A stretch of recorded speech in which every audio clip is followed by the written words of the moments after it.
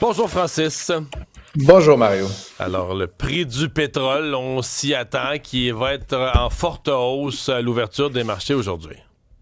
Oui, effectivement. En fait, les marchés sont déjà ouverts dans d'autres pays du Ouais, c'est monde, ça. Mario, puis ça n'augure pas très bien, évidemment, pour la suite. Il faut dire que les marchés avaient déjà pas mal anticipé le conflit qui s'est déclaré à la fin de la semaine dernière.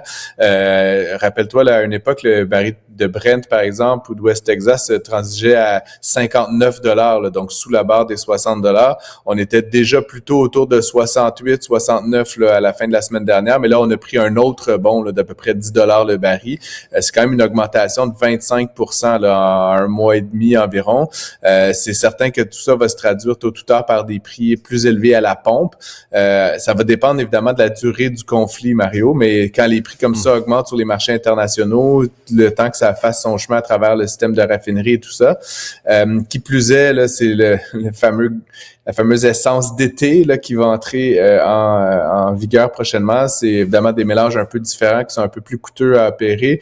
Et c'est aussi la période, le printemps, où beaucoup de grands raffineurs mettent certaines raffineries là, sur pause pour pouvoir faire de la maintenance préventive. Donc tout ça étant dit, ça risque d'avoir un impact là, qui pourrait se chiffrer en quelques dizaines de cents là, sur le prix au litre. Parce que le prix de l'essence, évidemment, c'est le prix des transports de toutes les marchandises, entre autres alimentaires.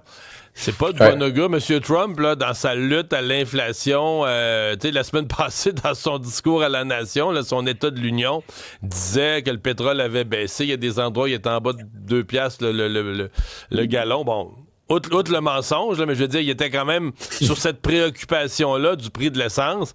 Les gens comprendront peut-être pourquoi, à cause de l'Iran, mais en tout cas, ça ne jouera pas dans son film de baisser le coût de la vie.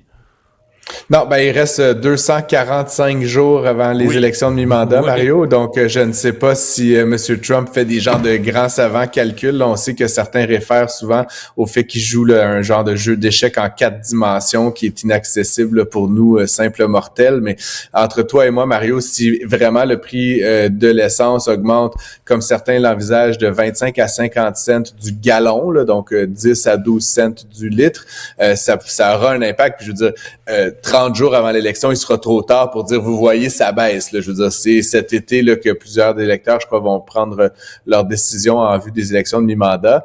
Comme tu le dis, je parle du prix à la pompe parce que c'est le premier que les consommateurs voient. Hein. C'est assez rapide, là, cette transmission-là. Ensuite, comme tu l'expliques bien, c'est les avions, c'est les bateaux, c'est les camions qui, évidemment, voient leurs coûts augmenter. Et tout ça, tôt ou tard, ça se traduit par des coûts plus élevés dans les produits d'épicerie, mais aussi dans tous les produits qui sont transportés à l'international. C'est vraiment le pétrole, l'espèce de système nerveux central, le système sanguin de l'économie planétaire. Et donc, quand on voit des augmentations comme ça de 25% d'un intrant majeur, ça se traduit par de l'inflation tôt ou tard. Puis c'est vrai pour les Américains, ça va être aussi vrai pour les Canadiens, malheureusement, parce que ce sont des prix qui sont déterminés à l'échelle mondiale. Donc, je serais pas surpris de voir là, une petite poussée. Encore une fois, ça va dépendre de la durée du conflit, mais une petite poussée d'inflation à nouveau là, au cours de l'été en raison de tout ça. Par contre, le Canada est un gros producteur. Là. Quand le baril de pétrole vaut plus cher, il y a des redevances pour le gouvernement.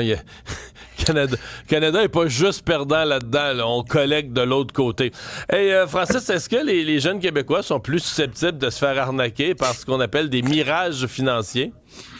C'est ce que semble vouloir dire là, un sondage qui a été mené par Léger et l'Autorité des marchés financiers là, qui ont demandé à évidemment plusieurs répondants là, qu'est-ce qu'ils feraient s'ils étaient exposés à certains types d'opportunités financières. Puis l'exemple typique, Mario, c'est un placement qui générerait 20% de rendement absolument sans risque. Puis bon, pour ceux et celles qui sont peut-être pas aussi familiers avec la finance de marché que toi et moi, ça n'existe pas là, un placement qui génère 20% de rendement sans risque. Sans risque, présentement, là, tu vas chercher du 2-3.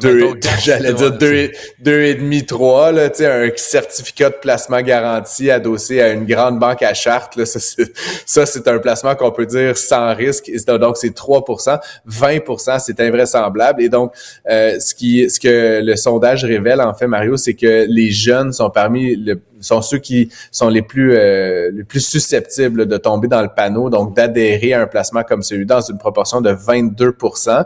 Et drôlement, quand on arrive aux 65 ans et plus, Mario, c'est 1% qui considérerait un placement comme celui-là. Donc, tu vois vraiment que... Il y a une partie que c'est parce qu'ils sont mieux informés. Il y a aussi une partie parce que rendu à un certain âge, tu t'es fait avoir. Tu y as déjà touché. Tu as déjà mis ta main sur le rond du poil. Là, tu t'es déjà fait avoir afin que tu y crois plus.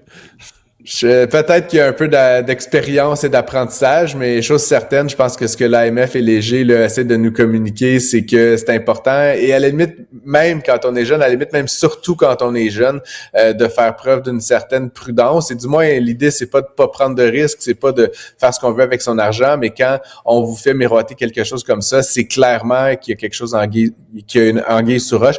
Et donc, il faut poser des questions. Et ce qui était aussi drôle, Mario, et je termine là-dessus, le sondage demandait si quelqu'un, là, un influenceur ou quelqu'un vous appelle, quelqu'un vous propose ce placement-là, les jeunes, en fait, toutes les catégories d'âge étaient plus susceptibles d'accepter un tel placement si ça venait d'un inconnu que si ça venait d'un membre de leur famille ou d'un proche.